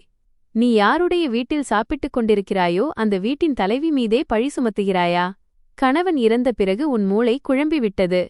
சத்தமில்லாமல் உன் வேலையைப் பார். இனிமேல் என்னிடம் இப்படிப்பட்ட தேவையில்லாத பேச்சுகளை பேசாதே என்று அவர் பற்களை கடித்தபடி கர்ஜித்துவிட்டு என் கையை உதறி தள்ளிவிட்டு சமையலறையிலிருந்து சென்றார். அவருடைய இந்த நடத்தை என் சந்தேகத்தை உறுதியாக மாற்றியது. என்னுடைய சிந்திக்கும் திறனுக்கு அப்பாற்பட்ட ஏதோ ஒன்றை அவர் நிச்சயமாகச் செய்து கொண்டிருந்தார். அன்றைய தினத்திற்குப் பிறகு என் வாழ்க்கையில் புதிய மாற்றங்கள் வரத் தொடங்கின. நாட்கள் செல்லச் செல்ல என் நிலைமை இன்னும் மோசமானது. என் தலைமுடி கொத்து கொத்தாக உதிரத் தொடங்கியது. சந்திரன் போல பிரகாசித்த என் முகம் இப்போது முற்றிலும் வெளிறிப்போனது. எப்போதும் என் முதுகில் ஒரு பாரமான சுமை இருப்பது போன்ற உணர்வு எனக்கு ஏற்பட்டது. யாரோ எப்போதும் என் முதுகில் அமர்ந்திருப்பது போலவே இருந்தது. நான் வீட்டு வேலைகளை செய்யும்போது மூச்சு திணறியது. அடிக்கடி அறையின் மூலையில் ஒரு கருப்பு நிற நிழல் நின்று அழுது கொண்டிருப்பது போல எனக்கு தோன்றியது. ஒரு நாள் மதிய வேளையில் அக்கம்பக்கத்து வீட்டு பெரியவரான சாந்தி மௌசி எங்கள் வீட்டிற்கு வந்தார். அந்த நேரத்தில் மாமியார் குளியலறையில் இருந்தார். நான் முற்றத்தில் பெருக்கிக் கொண்டிருப்பதை பார்த்து சாந்தி மௌசி என்னருகில் வந்து என் தோளில் கை வைத்துச் சொன்னார், மம்தா மகளே, உனக்கு என்ன ஆச்சு? நீ பார்க்க அப்படியே எலும்பும் தோலுமாகிவிட்டாயே. உன் மாமியார் உனக்கு சாப்பாடு கொடுப்பதில்லையா? என் துருத்திக் கொண்டிருந்த எலும்புகளைப் பார்த்து அவர் மிகுந்த கவலையுடன் கேட்டார். நான் துடைப்பத்தை ஒரு பக்கம் வைத்தேன். என் கண்களில் கண்ணீர் வழிந்தது. எனக்கு எதுவுமே புரியவில்லை மௌசி. என் உடல் எப்போதும் வலியால் துடிக்கிறது. இரவில் எனக்கு விசித்திரமான சத்தங்கள் கேட்கின்றன. நான் அழுதபடி என் துக்கத்தை கூறினேன். அவர் பதற்றத்துடன் அங்குமிங்கும் பார்த்துவிட்டு என் காதருகில் வந்து மெதுவாகச் சொன்னார், என் பேச்சைக் கேள் மகளே. நீ ஏதாவது ஒரு நல்ல மருத்துவரிடம் காட்டு, அல்லது ஏதாவது ஒரு சாமியாரிடம் செல். உன் மாமியார் மீது எனக்கு ஆரம்பத்திலிருந்தே சந்தேகம் இருக்கிறது. அவர் உன்னை தன் அறையில் அடைத்து வைத்திருக்கும் விதம் சாதாரணமானதாகத் தெரியவில்லை. சாந்தி மௌசியின் தொனியில் ஒரு எச்சரிக்கை இருந்தது. அதே நேரத்தில் என் மாமியார் குளியலறையிலிருந்து வெளியே வந்தார். நாங்கள் இருவரும் மெதுவாக பேசிக் கொண்டிருப்பதை அவர் பார்த்துவிட்டார். அவர் முகம் கோபத்தில் சிவந்தது. அவர் வேகமாக எங்களை நோக்கி வந்தார். சாந்தி சகோதரி, உங்கள் வீட்டில் வேலை ஏதும் இல்லையா? இங்கே வந்து என் மருமகளின் மூளையில் தேவையில்லாத விஷயங்களை ஏற்றிக் கொண்டிருக்கிறீர்கள். என் மருமகளுக்கு யாருடைய கண்ணோ பட்டுவிட்டது. நானே அவளுக்கு சிகிச்சை அளித்துக் கொண்டிருக்கிறேன். நீங்கள் கவலைப்படத் தேவையில்லை. மாமியார் மிகவும் கண்டிப்பான தொனியில் மௌசியை அவமானப்படுத்தினார். பாவம் மௌசி அவமானப்பட்டு பின்வாங்கிச் சொன்னார், நான் அந்த அர்த்தத்தில் சொல்லவில்லை சகோதரி. பிள்ளையின் நிலைமையை பார்த்து வருத்தப்பட்டேன், அவ்வளவுதான். சரி, நான் கிளம்புகிறேன்.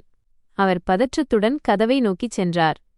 மாமியார் கதவை பலமாகச் சாத்தினார். பிறகு திரும்பி என்னை ஒரு கூர்மையான பார்வையால் பார்த்தார். அந்த பார்வையில் ஒரு பயங்கரமான குரூரம் தெரிந்தது.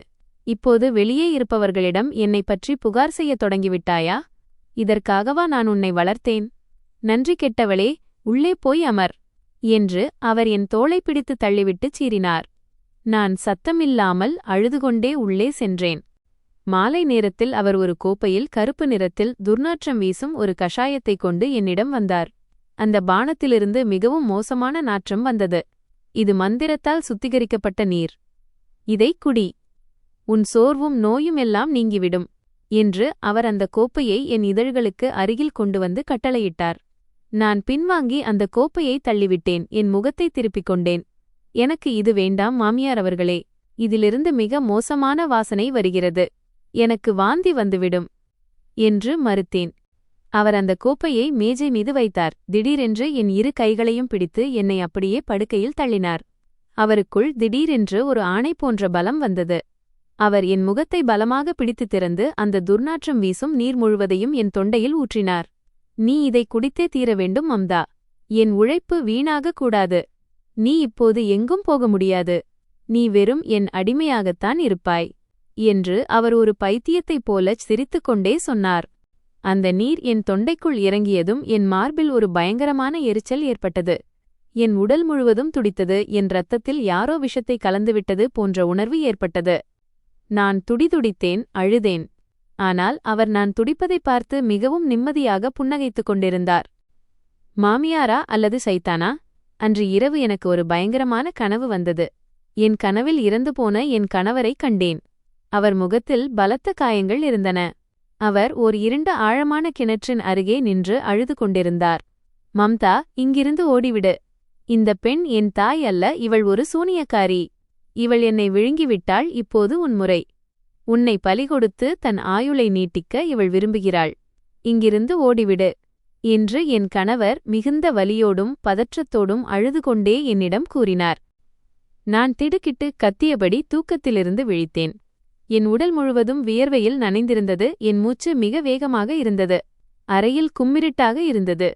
நான் பயந்து கொண்டே என் அருகிலிருந்த படுக்கையை பார்த்தேன். மாமியார் அங்கே இல்லை. அறையின் கதவு லேசாகத் திறந்திருந்தது. முற்றத்திலிருந்து குளிர்ந்த காற்று உள்ளே வந்து கொண்டிருந்தது. நான் என்னை தேற்றிக்கொண்டு படுக்கையிலிருந்து கீழே இறங்கினேன். என் கணவரின் அந்த கனவு என்னை உள்ளுக்குள் உலுக்கிவிட்டது. இந்த சூனியக்காரியின் ரகசியத்தை நான் அம்பலப்படுத்த வேண்டும் என்று முடிவெடுத்தேன். மாமியார் எப்போதும் பூட்டி வைத்திருக்கும் அந்த பழைய அலமாரியை நோக்கி நான் மெதுவாகச் சென்றேன். அதிர்ஷ்டவசமாக அவர் அவசரத்தில் இன்று பூட்ட மறந்துவிட்டார் என்று நினைக்கிறேன். நான் நடுங்கும் கைகளுடன் அலமாரியை திறந்தேன். உள்ளே துணிகளுக்குப் பின்னால் ஒரு பழைய மரப்பெட்டி வைக்கப்பட்டிருந்தது. நான் அந்த பெட்டியின் மூடியை திறந்தபோது உள்ளே இருந்த காட்சியைக் கண்டு என் ஆன்மாவே நடுங்கியது. அதற்குள் டஜன் கணக்கான கருப்பு துணிகள், தாயத்துகள், எலும்புத் துண்டுகள், சாம்பல் மற்றும் காய்ந்த ஏதோ ஒரு பூச்சி இருந்தது. ஆனால் என் இதயத்தை பிளக்கும் விதமாக ஒரு பொருள் அங்கே இருந்தது. அது என் கணவரின் சட்டையிலிருந்து கிழிக்கப்பட்ட ஒரு துண்டு. அதில் விசித்திரமான விலங்கு அடையாளங்கள் வரையப்பட்டிருந்தன. அந்த சட்டை துண்டோடு ஒரு சிறிய டப்பாவில் என் சீப்பிலிருந்து எடுக்கப்பட்ட முடிகள் பத்திரமாக வைக்கப்பட்டிருந்தன. கடவுளே, நான் எப்படிப்பட்ட ஆபத்தில் சிக்கியுள்ளேன்? இது அப்பட்டமான செய்வினை, பிள்ளி சூனியம். நான் என் வாயை மூடிக்கொண்டு என் விக்கலையும் கண்ணீரையும் கட்டுப்படுத்தினேன். என் கணவரின் மரணம் ஒரு விபத்து அல்ல என்பது எனக்கு இப்போது புரிந்தது. மாறாக இந்த சூனியக்காரி தன் சொந்த மகனையே செய்வினைக்கு பலியாக்கியிருந்தாள். இப்போது அவள் வீட்டு மாப்பிள்ளை கொண்டு வருவது என்ற போர்வையில் என்னை தன்னுடனேயே வைத்துக்கொண்டு என் மீது இதையெல்லாம் செய்ய விரும்புகிறாள். இதன் மூலம் நான் வாழ்நாள் முழுவதும் அவளுக்கு அடிமையாக இருக்க வேண்டும் என்பதும், என் மூலமாக தன் சாத்தானிய வேலைகளை செய்ய வேண்டும் என்பதும் அவளது திட்டம். நான் விரைவாக அந்த பெட்டியை மூடி அலமாரியை முன்பிருந்தபடியே சாத்தி வைத்தேன். மீண்டும் என் படுக்கைக்கு வந்து படுத்துக்கொண்டு கண்களை மூடி தூங்குவது போல நடித்தேன். சிறிது நேரத்திலேயே மாமியாரின் காலடிச் சத்தம் கேட்டது. அவர் நேராக அந்த அலமாரிக்குச் சென்று அதை பூட்டிவிட்டு சாவியை தன் மார்போடு அணைத்தபடி படுக்கையில் படுத்துக்கொண்டார். அன்று இரவு முழுவதும் நான் அழுதுகொண்டே கடவுளிடம் உதவி கேட்டு வேண்டினேன். இனி ஒரு கணம் கூட இந்த வீட்டிலிருக்க எனக்கு விருப்பமில்லை. நான் ஏதாவது தவறான நடவடிக்கை எடுத்தால் என் கணவருக்கு நேர்ந்த கதிதான் எனக்கும் ஏற்படும் என்பதை நான் அறிந்திருந்தேன். மறுநாள் ஒரு விசித்திரமான படபடப்பை நான் உணர்ந்தேன். என் இதயத்தில் பயங்கரமான அச்சம் குடிகொண்டிருந்தது. சும்மா கைகட்டி உட்கார்ந்திருந்தால் வேலைக்கு ஆகாது என்பதை நான் உணர்ந்தேன். என் மாமியார் இதையெல்லாம் ஏன் செய்கிறார்?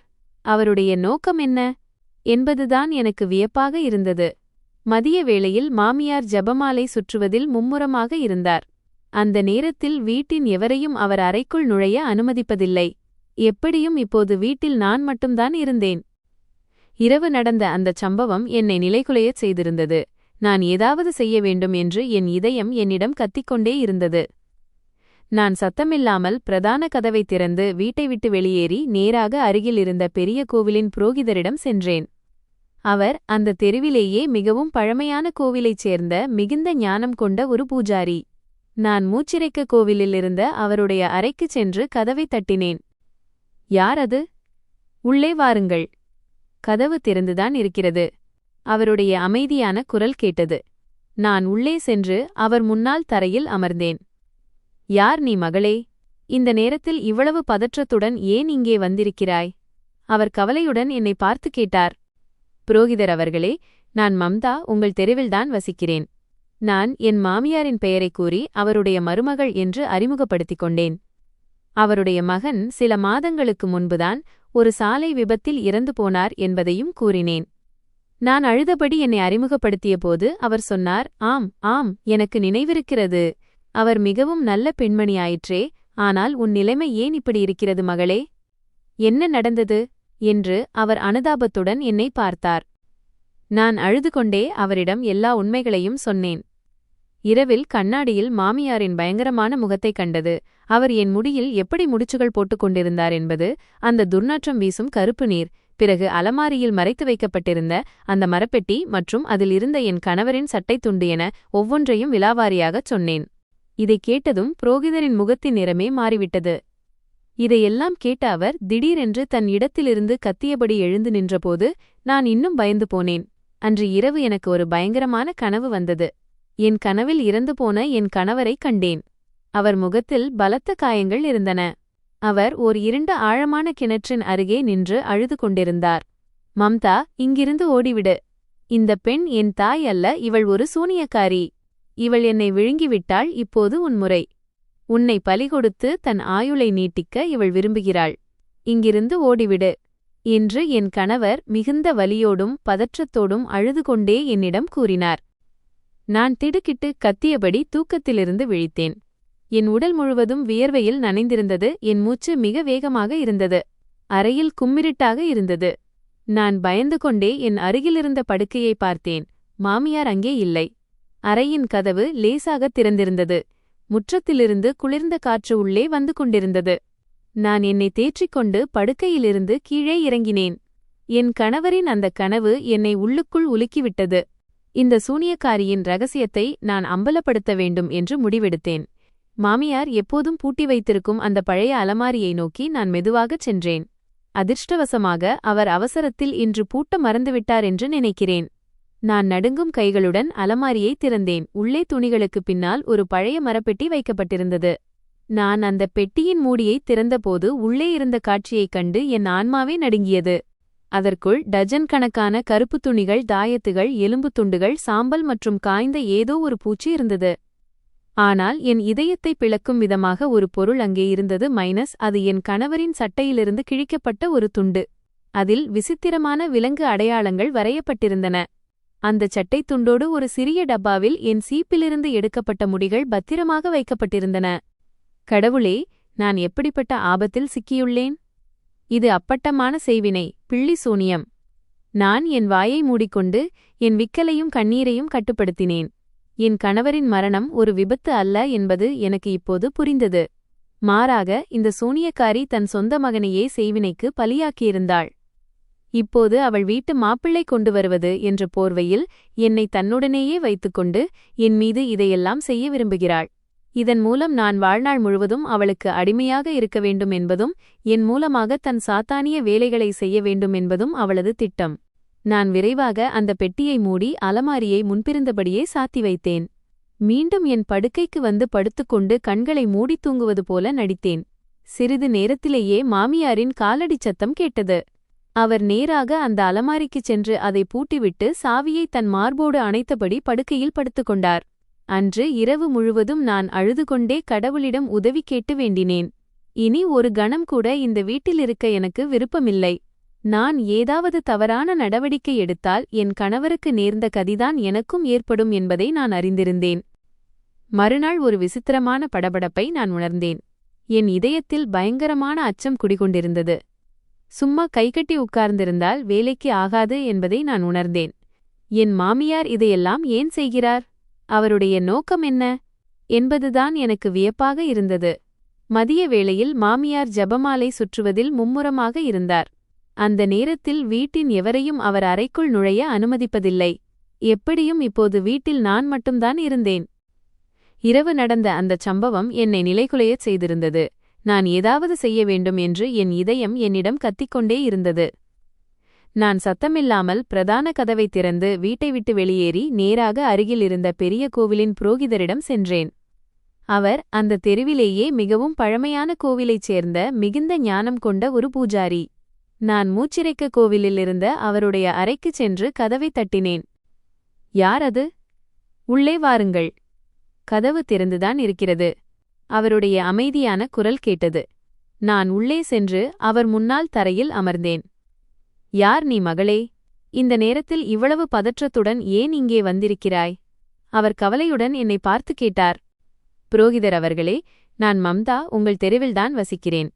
நான் என் மாமியாரின் பெயரைக் கூறி அவருடைய மருமகள் என்று அறிமுகப்படுத்திக் கொண்டேன். அவருடைய மகன் சில மாதங்களுக்கு முன்புதான் ஒரு சாலை விபத்தில் இறந்து போனார் என்பதையும் கூறினேன். நான் அழுதபடி என்னை அறிமுகப்படுத்தியபோது அவர் சொன்னார், ஆம் ஆம், எனக்கு நினைவிருக்கிறது. அவர் மிகவும் நல்ல பெண்மணியாயிற்றே. ஆனால் உன் நிலைமை ஏன் இப்படி இருக்கிறது மகளே? என்ன நடந்தது என்று அவர் அனுதாபத்துடன் என்னை பார்த்தார். நான் அழுது கொண்டே அவரிடம் எல்லா உண்மைகளையும் சொன்னேன். இரவில் கண்ணாடியில் மாமியாரின் பயங்கரமான முகத்தைக் கண்டது, அவர் என் முடியில் எப்படி முடிச்சுகள் போட்டுக் கொண்டிருந்தார் என்பது, அந்த துர்நாற்றம் வீசும் கருப்பு நீர், பிறகு அலமாரியில் மறைத்து வைக்கப்பட்டிருந்த அந்த மரப்பெட்டி மற்றும் அதிலிருந்த என் கணவரின் சட்டைத் துண்டு என ஒவ்வொன்றையும் விலாவாரியாகச் சொன்னேன். இதைக் கேட்டதும் புரோகிதரின் முகத்தின் நிறமே மாறிவிட்டது. இதையெல்லாம் கேட்ட அவர் திடீரென்று தன் இடத்திலிருந்து கத்தியபடி எழுந்து நின்றபோது நான் இன்னும் பயந்து போனேன். கடவுளே, எங்களை காப்பாற்றுங்கள், எங்களை பாதுகாத்திடுங்கள், இது அதர்மம். அவர் இதையெல்லாம் முணுமுணுத்தபடி சொன்னார். நான் பயந்து போய் என் இடத்திலிருந்து எழுந்தபடி கேட்டேன், நீங்கள் என்ன சொல்ல வருகிறீர்கள்? ஏன் இவ்வளவு பதற்றமடைகிறீர்கள்? எனக்கு உண்மையைச் சொல்லுங்கள். என் மாமியார் அப்படி என்னதான் செய்து கொண்டிருக்கிறார்? நான் என் கண்ணீரை துடைத்தபடி கேட்டேன். அவர் ஒரு பெருமூச்சு விட்டு என் கண்களை நேராக பார்த்துச் சொன்னார், இன்று நான் உன்னிடம் சொல்லப் போகும் ரகசியம் உன் உணர்வுகளையே உலுக்கிவிடும். நீயும் இந்த ஊர் மக்களும் எந்த பெண்ணை ஒரு மிகச்சிறந்த ஆன்மீகவாதி என்று நினைக்கிறீர்களோ அவர் ஆன்மீகவாதி கிடையாது. அவருடைய குரலில் மிகுந்த துக்கம் இருந்தது. பிறகு பிறகு அதெல்லாம் என்ன? அவர் காலை மாலை பூஜை செய்கிறாரே, ஜபமாலை சுற்றுகிறாரே? நான் ஆவலோடு கேட்டேன். உன் மாமியார் தனக்காக ஏன் நரகத்திற்குச் செல்லும் பாதையை தேடிக்கொள்கிறார் என்று எனக்கு தெரியவில்லை. அவர் செய்து கொண்டிருக்கும் பாவம் சாதாரணமானது அல்ல. அவர் பில்லி சூனியம் செய்வினை செய்து கொண்டிருக்கிறார், அதுவும் கடவுள் வழிபாட்டின் பெயரால். என்னால் இந்த வார்த்தைகளை நம்பவே முடியவில்லை. அவர் உன்னை ஒரு கருவியாக பயன்படுத்திக் கொண்டிருக்கிறார் என்று அவர் சொன்னார். என் கணவரின் மரணத்தின் உண்மை, அவருடைய இந்த வெளிப்பாடு என்னை நிலைகுலையச் செய்தது. நான் எப்படி ஒரு கருவியாக இருக்க முடியும்? நான் அவர் சொல்லும் ஒவ்வொரு வார்த்தையையும் கேட்கிறேனே. நான் அழுதபடி சொன்னேன், என் குழந்தையே, உன் மாமியார் பில்லி சூனியம் செய்கிறார். அவர் உன் சீப்பிலிருந்து முடிகளை எடுக்கத் தொடங்கிவிட்டார். அதனால்தான் உன் உடல் முழுவதும் எப்போதும் வலி இருக்கிறது. இதுவே அதற்கு பெரிய ஆதாரம். இதையெல்லாம் அவர் உன்னை எப்போதும் தன் கட்டுப்பாட்டில் வைத்திருக்கவே செய்கிறார். உன்னுடைய எண்ணங்களையும் உன் மூளையையும் அவர் அடிமைப்படுத்த விரும்புகிறார் என்று அவர் மிகவும் தீவிரமாகச் சொன்னார். ஆனால் அவர் ஏன் இப்படி செய்கிறார்? அவருக்கு என்னிடம் என்ன வேண்டும்? நான் முற்றிலும் பயந்து போனேன்.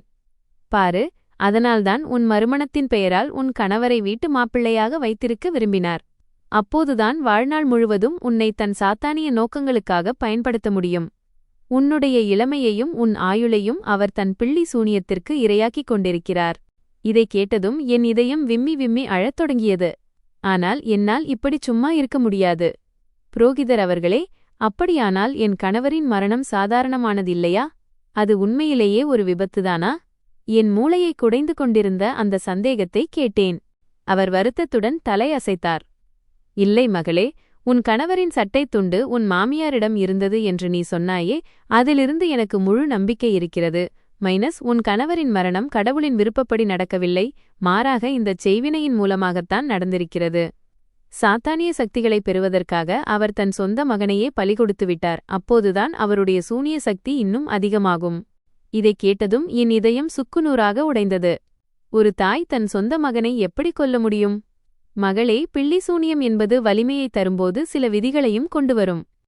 இது மனிதனை அந்தகனாக்கிவிடும், கண்மூடித்தனமாக்கிவிடும். இரண்டாவதாக, பிள்ளி சூனியம் கற்பவர்கள் அதை யாராவது ஒருவரின் மீது செய்தே ஆக வேண்டும். அப்படி செய்யாவிட்டால் அதை கற்றவரே அதன் விளைவுகளை அனுபவிக்க வேண்டியிருக்கும். நீ உடனடியாக அந்த வீட்டை விட்டு வெளியேறு, இல்லையென்றால் அடுத்த பலி நீயாகத்தான் இருப்பாய் என்று அவர் என்னை எச்சரித்தார். நான் என் கண்ணீரை துடைத்தேன். ஆனால் இப்போது என் கண்களில் பயத்திற்கு பதில் பழிவாங்கும் எண்ணம் இருந்தது. இல்லை, நான் ஓடமாட்டேன். நான் போக மாட்டேன். நான் என்ன செய்ய வேண்டும் என்று நீங்கள் சொல்லுங்கள். அவர் என்னிடம், நீ இந்த விஷயத்தில் காவல்துறையை ஈடுபடுத்து என்று தெளிவாகச் சொன்னார்.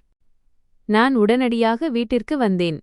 மாமியார் அறையை விட்டு வெளியே வந்திருந்தார். நான் சத்தமில்லாமல் வீட்டிற்குள் நுழைந்தேன். அப்போது மாமியார் அருகில் ஒரு தெரியாத பெண் அமர்ந்திருப்பதைக் கண்டேன். அவர் யாரோ ஒரு உறவினர் மீது சூனியம் வைக்க வந்திருந்தார் போலிருக்கிறது. நான் சுவருக்குப் பின்னாலிருந்து அவர்கள் பேசுவதை மறைந்திருந்து கேட்டேன். அந்தப் பெண் ஒரு பெரிய பணக்கட்டை மாமியாரிடம் நீட்டி, என் வேலை கண்டிப்பாக நடக்க வேண்டும். அந்தப் பெண் என் கணவரின் வாழ்க்கையிலிருந்து நிரந்தரமாக சென்றுவிட வேண்டும் என்று சொன்னார். மாமியார் ஒரு பயங்கரமான மற்றும் பேராசை கொண்ட புன்னகையுடன் அந்த பணத்தை வாங்கிக் கொண்டு, நீ கவலைப்படாதே, நான் அப்படி ஒரு சூனியம் வைப்பேன். அவள் இரத்த வாந்தி எடுத்துக்கொண்டே சாவாள். நீ அவளுடைய ஏதாவது ஒரு துணியையோ அல்லது ஒரு முடியையோ மட்டும் எனக்கு கொண்டு வந்து கொடு. மிச்சத்தை நான் பார்த்துக்கொள்கிறேன் என்று ஒரு கைதேர்ந்த பிளேயரைப் போல பதிலளித்தார். இதைக் கேட்ட பிறகு என் மாமியார் பிள்ளி சூனியம்தான் செய்கிறார் என்பதும் மக்களின் வாழ்க்கையை சீரழிக்கிறார் என்பதும் எனக்கு 100 விழுக்காடு உறுதியானது. நான் சத்தமில்லாமல் சமையலறைக்குச் சென்று வேலை செய்யத் தொடங்கினேன். அடுத்த 2 நாட்கள் நான் மிகவும் புத்திசாலித்தனமாகச் செயல்பட்டேன். அவர் யாரை சந்தித்தாலும் நான் மறைந்திருந்து அதை என் கைபேசியில் மொபைல் பதிவு செய்தேன். இரவு நேரத்தில் அவர் தூங்கும்போது நான் தைரியத்தை வரவழைத்துக் கொண்டு அவருடைய அலமாரிச் சாவியை எடுத்து அந்த மரப்பெட்டியிலிருந்த அனைத்து பொருட்களையும் புகைப்படம் எடுத்தேன். அவருக்கு எதிரான அனைத்து ஆதாரங்களையும் நான் திரட்டிவிட்டேன். ஆனால் இன்று நான் அவரிடம் இதைப் பற்றி கேட்க விரும்பினேன். நான் அவர் முன்னால் போய் நின்று என் மொபைல் திரையைக் காட்டினேன். அவர் தன் பதற்றத்தை மறைத்துக்கொண்டு என் மீது பழி சுமத்த முயன்றார். நான் அவர் கண்களை நேருக்கு நேராக பார்த்துச் சொன்னேன், இதுதான் உங்களுடைய உண்மையான முகம். அனைவரும் உங்களை ஒரு மிகச்சிறந்த மற்றும் ஆன்மீக பெண்மணி என்று நினைக்கிறார்கள். ஆனால் உங்களது உண்மையான பூஜை என்னவென்று எனக்கு தெரிந்துவிட்டது. இரவில் என் தலைமுடியை வைத்து நீங்கள் என்ன செய்கிறீர்கள் என்பதும் எனக்கு தெரியும். என் தோரணை முற்றிலும் பயங்கரமானதாக மாறியது. அவர் எழுந்து நின்று என்னை அறைவதற்காக கையை உயர்த்தினார். என்னை நீ பழி சொல்லும் அளவுக்கு உனக்கு எவ்வளவு தைரியம்? உன் நாக்கை இழுத்து அறுத்து விடுவேன். நான் அவருடைய கையை அந்த பறக்கும் வேகத்திலேயே பிடித்து பலமாக பின்னோக்கித் தள்ளினேன். அவர் தடுமாறி கட்டிலில் விழுந்தார். இனி உங்கள் மந்திரம் எதுவும் என் மீது பலிக்காது. நான் அந்த பெட்டியை பார்த்துவிட்டேன். இதையெல்லாம் நீங்கள் ஏன் செய்தீர்கள்? உங்கள் சொந்த மகனையே ஏன் கொன்றீர்கள்? நான் கோபத்தீயில் எரிந்து கொண்டிருந்ததால் கத்திக் கேட்டேன். இதைக் கேட்டதும் அவர் முகத்திலிருந்த அந்த பொய் அப்பாவித்தனம் மறைந்து கண்களில் பைத்தியக்காரத்தனமும் சாத்தானிய குணமும் தென்பட்டது. அவர் சத்தமாக சிரிக்கத் தொடங்கினார். ஆமாம், நான்தான் அவனைக் கொன்றேன். அவன் என் வழியில் தடையாக இருந்தான். அவன் உன் காதலில் குருடாகி என்னிடமிருந்து விலகிச் சென்று கொண்டிருந்தான். அவனும் தன் தந்தையைப் போலவே என்னை விட்டுவிட்டுச் செல்ல விரும்பினான். அவர் தன் பாவங்களைப் பற்றி மிகவும் பெருமையாக கூறினார். அவர் உங்கள் சொந்த மகன். தன் பிள்ளைக்கே ஒரு தாய் இப்படி எப்படி செய்ய முடியும்? நான் துக்கத்துடன் கேட்டேன். நான் இப்போது மட்டும் செய்யவில்லை. எத்தனை வருடங்களாகவோ இந்த செய்வினையை செய்து கொண்டிருக்கிறேன். யாரை பார்த்தாலும் என்னை தாழ்வாகவே பார்த்தார்கள். என் அக்காவுக்கு எவ்வளவு நல்ல கணவன் கிடைத்தார். அவரிடம் ஏகப்பட்ட பணம் இருந்தது. அவர் அவளை மிகவும் நேசித்தார். என் தோழிகள் அனைவரும் மிகவும் மகிழ்ச்சியாக இருந்தார்கள். ஆனால் எனக்கு மட்டும் அப்படி யாரும் கிடைக்கவில்லை. அதனால்தான் அவர்கள் யாரையும் நிம்மதியாக இருக்க விடக்கூடாது என்று நான் முடிவு செய்தேன். அதற்காகத்தான் நான் பிள்ளி சூனியத்தை கற்றேன். அதன் மூலமாக இன்று நான் எவ்வளவு உயர்ந்துவிட்டேன் என்று பார். என்னிடம் வீடு இருக்கிறது, பணம் இருக்கிறது, எனக்கு அதிகாரம் தேவைப்பட்டது, அனைவரும் என் விருப்பப்படி நடக்க வேண்டும் என்று நினைத்தேன். என் சக்தியை நான் நிரந்தரமாக்க விரும்பினேன். அதற்காக செய்வினை தெய்வத்திற்கு நான் ஒரு மிகப்பெரிய பலியை கொடுக்க வேண்டியிருந்தது. ஒரு தாய்க்கு அவளுடைய மிகப்பெரிய பலி அவளுடைய மகனாகத்தான் இருக்க முடியும். அவர் ஒரு வெறிபிடித்த பெண்ணைப் போல தன் இரு கைகளையும் காற்றில் அசைத்தபடி கூறினார். வெறும் தன் சுயநலத்திற்காகவும் அகந்தைக்காகவும் ஒரு மனிதர் எவ்வளவு தூரம் தரம் தாழ்ந்து போவார் என்பதை நினைத்து நான் வியந்தேன். அப்படிப்பட்ட தரம் தாழ்ந்த மனிதர்களில் ஒருவர்தான் என் மாமியார். அந்த நேரத்தில் அவர் ஒரு சூனியக்காரியைப் போலவே தெரிந்தார். என்னை ஏன் தடுத்து வைத்திருக்கிறீர்கள்? வீட்டு மாப்பிள்ளை வேண்டும் என்ற நிபந்தனையை ஏன் விதித்தீர்கள் என்று கேட்டேன். ஏனெனில் எனக்கு ஒரு புதிய கருவி தேவைப்பட்டது. உன்னுடைய இளமையையும் உன்னுடைய வாழ்க்கையையும் என் கட்டுப்பாட்டில் வைத்துக்கொண்டு வாழ்நாள் முழுவதும் பயன்படுத்த விரும்புகிறேன். நீ என் அடிமை மம்தா என்று அவர் மிகுந்த வெறுப்புடன் என்னை பார்த்துச் சொன்னார். நான் உங்கள் அடிமை அல்ல. இன்று உங்கள் இந்த சாத்தானிய விளையாட்டு நிரந்தரமாக முடிவுக்கு வரும் என்று கூறிவிட்டு நான் கதவை நோக்கிச் சென்றேன். நீ எங்கே போகிறாய்? என்னை விட்டு நீ போக முடியாது. அவர் கோபத்துடன் என் பின்னால் ஓடி வந்தார். ஆனால் அவர் என்னை தடுப்பதற்கு முன்பே நான் கதவை திறந்துவிட்டேன். கதவு திறந்ததும் காவல்துறை படை வீட்டிற்குள் நுழைந்தது. அவர்களுடன் அந்த ஆலயத்தின் புரோகிதரும் இருந்தார். அவர் முன்னதாகவே காவல்துறையிடம் இது குறித்து தகவல் கொடுத்திருந்தார். காவல்துறை மாமியாரை கைது செய்தது. அவர் பயந்து போய், நான் எதுவும் செய்யவில்லை, இந்த பெண் என் மீது பொய் புகார் கூறுகிறாள் என்று சொன்னார். நான் ஆய்வாளரிடம் இன்ஸ்பெக்டர் மாமியாரின் அறையில் இருந்த அந்த மரப்பெட்டியையும் அதனுடன் தொடர்புடைய அனைத்து பொருட்களையும் காட்டினேன். அத்துடன் என் மொபைலில் இருந்த அந்த வீடியோ ஆதாரத்தையும் காட்டினேன். பிறகு நான் நீதிமன்றத்தில் சாட்சி கூறி அவருக்கு கடுமையான தண்டனையை பெற்றுத் தந்தேன். இன்று அவர் ஓர் இருண்ட சிறையில் ஆயுள் தண்டனையை அனுபவித்து வருகிறார். அவர் செய்த செயலுக்கான பலனை இன்று அவர் அனுபவிக்கிறார். காலம் வேகமாக ஓடியது. மாமியார் சிறைக்குச் சென்ற பிறகு அந்த வீட்டின் மீதிருந்த அந்த பயம் மற்றும் நிழல் நிரந்தரமாக மறைந்தது. என் கணவருக்கு வாரிசு யாரும் இல்லாததால் சட்டப்படி அந்த வீட்டின் மீது எனக்கு உரிமை இருந்தது. ஆனால் நான் இனி அந்த வீட்டில் வசிக்க விரும்பவில்லை. என் மனம் அங்கிருந்து முற்றிலும் விலகிவிட்டது. அதனால் நான் அந்த வீட்டை விற்றுவிட்டு நகரின் வேறொரு பகுதியில் ஒரு புதிய வீட்டை வாங்கினேன். ஆனால் என் பிழைப்பிற்கு நான் ஏதாவது செய்ய வேண்டுமே. என்ன செய்வது என்று எனக்கு புரியவில்லை. நான் சமையல் நன்றாகச் செய்வேன். அதனால் நான் சில உணவுப் பொருட்களை தயாரித்து ஒரு சிறிய தள்ளுவண்டியில் விற்கத் தொடங்கினேன். மெல்ல மெல்ல மக்களுக்கு என் கைமணம் பிடித்துப் போனது. என் வியாபாரமும் நன்றாக நடக்கத் தொடங்கியது. அதை ஓராண்டுக்குள்ளேயே ஒரு சிறிய உணவகமாக தாபா மாற்றினேன். அதனுடன் எனக்கு ஒவ்வொரு மாதமும் கிடைக்கும் வருமானத்தில் ஒரு பகுதியை அனாதை இல்லத்திற்குச் சென்று அங்குள்ள குழந்தைகளுக்கு ஏதாவது உதவி செய்து வந்தேன். அவர்களுடன் நேரத்தையும் செலவிட்டேன். ஏனெனில் அனாதை குழந்தைகளின் வலியை என்னைவிட சிறப்பாக யாரால் புரிந்து கொள்ள முடியும்? ஒரு நாள் அனாதை இல்லத்தின் தலைவி என்னிடம், நாளை நாம் அனைத்து குழந்தைகளுக்கும் சேர்த்து பிறந்தநாள் கொண்டாடப் போகிறோம் என்று சொன்னார். இதைக் கேட்டதும் நான் குழந்தைகளுக்கு ஏதாவது சுவையான உணவுகளை தயாரித்து எடுத்துச் செல்ல வேண்டும் என்று நினைத்தேன். அதற்காக நான் அதிகாலை 4 மணிக்கே என் உணவகத்திற்குச் சென்று உணவை தயாரிக்கத் தொடங்கினேன். அந்த நேரத்தில் நான் என் வேலையில் மூழ்கியிருந்தேன். வெளியே நாலாபுறமும் இருள் சூழ்ந்திருந்தது. சூரிய ஒளி இன்னும் பூமியில் படரவில்லை. அப்போது என் உணவகத்திலிருந்து தாபா சற்று தொலைவில் இருந்த தெருவிளக்கின் அருகில் திடீரென்று ஒரு டாக்ஸி வந்து நின்றது. அதிலிருந்து ஒருவரை வேகமாக கீழே இறக்கிவிட்டு அங்கேயே விட்டுச் சென்றார்கள். இதை பார்த்ததும் நான் பதற்றமடைந்தேன். யாராக இருக்கும் என்று நினைத்தேன். அந்த டாக்ஸி அங்கிருந்து வேகமாகச் சென்றது. தாயின் கர்மம், மகளின் முடிவு. நான் ஓடோடிச் சென்று பார்த்தபோது அது சுமார் 6 வயது மதிக்கத்தக்க ஒரு சிறுமி என்று தெரிந்தது.